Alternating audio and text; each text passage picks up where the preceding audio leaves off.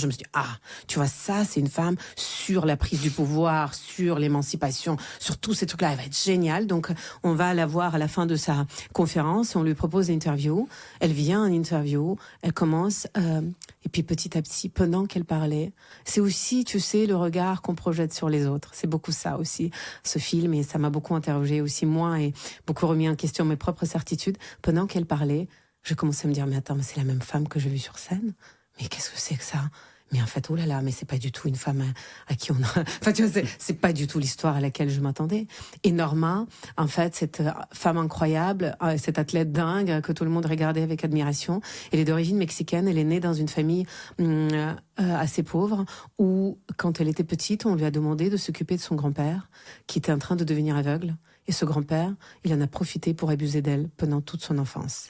Et elle a essayé d'en parler dans sa famille. Personne ne l'a cru. Donc ça a duré des années et des années. Puis quand elle est devenue adolescente, elle était magnifique, enfin, elle est toujours absolument magnifique. On lui a proposé de devenir mannequin et d'aller travailler au Japon. Donc elle s'est dit, c'est ma porte de sortie. Et elle a accepté tout de suite. Et c'est comme ça qu'elle se retrouvait dans un abominable trafic d'êtres humains. On lui a pris ses papiers et on l'a obligée à se prostituer pendant plusieurs années. Et puis, au bout de quelques années, elle arrive à récupérer ses papiers, elle rentre au Mexique, elle rencontre quelqu'un, ils vont ensemble s'installer au Canada. Et là, elle se dit, voilà, ma vie va vraiment démarrer pour de vrai. Je vais prendre ma vie en main et je vais faire quelque chose de ma vie. Et elle a un enfant avec cet homme, c'est un garçon. Et on découvre qu'il a la même maladie génétique que son grand-père. Il est en train de devenir aveugle.